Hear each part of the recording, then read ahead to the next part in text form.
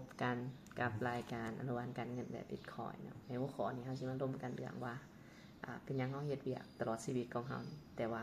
บ่มีเงินเพียงพอที่จะใช้ชีวิตบ่แม่นว่าทุกคนขี้ขลาดเนาะหรือว่าบางคนว่าเป็นน้องบ่ฉลาดบ่เป็นน้องขี้ขลาดบางคนนี่เฮ็ดเวียกตั้งแต่เช้าๆเนาะ 3-4 โมงเช้าจนฮอด 8-9 โมงแลงเนาะหลายค่าแฮงเด็กน้อยแล้วก็เก็บออมแล้วก็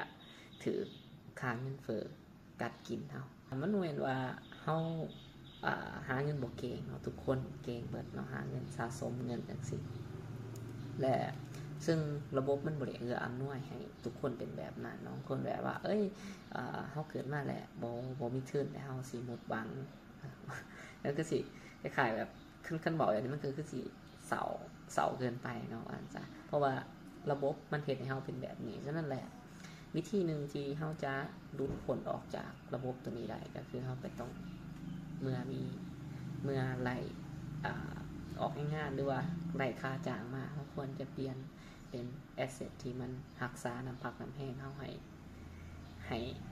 มูลค่าที่เฮาไหลมามื้อนี้ไปสามารถซื้อของได้เท่าเก่าในมื้ออื่นหรือได้กว่าเก่าในอนาคตเนาะเพราะว่ามื้อนึงเฮาอาจจะเจ็บป่วยบ่หรือเฮ็ดบ่ได้จังซี่สาเหตุที่เฮาเฮ็ดเวียกหนักมื้อนี้ก็คือเพื่อที่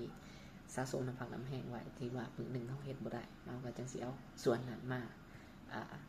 ใส่จ่ายเนาะว่านี้ฉะนั้นแหละก็ให้ทุกคนลองเปลี่ยนสิ่งที่ตัวเองมีเนาะให้ไปเก็บไว้ในแอสเซทที่มันบ่เสื่อมค่าโอเคประมาณนี้ถ้าว่าเฮาเบิ่งย้อนกลับไปอีกเนาะตัวอย่างว่าเฮามีเงิน 10,000 กีบเฮาซื้อข้าวเปียกได้เมื่อก่อนแต่ปัจจุบันเฮาซื้อบ่ได้แล้วฉะนั้นแหละเฮาต้องไปเก็บไว้ในแอสเซทที่มันรักษามูลค่าของเฮา 10,000 กีบไว้ในมื้อนี้ซื้อข้าวเปียกได้มื้อหน้าเฮาก็ต้องซื้อได้เท่าเก่าBitcoin มันก็ออกแบบมาเพื่อว่าให้เฮาสามารถเก็บน้ำพักน้ำแห้งได้บ่แม่นว่าออกแบบมาให้เฮาสิแก้ปัญหาทุกอย่างให้เฮารวยขึ้นบ่แม่นเนาะบ่หมายว่าเฮาหาได้เฮาเปลี่ยนเหือแห้งของเฮาเป็นแอสเซทที่รักษามูลค่าไว้ได้เพื่อจะไปใช้ในอนาคต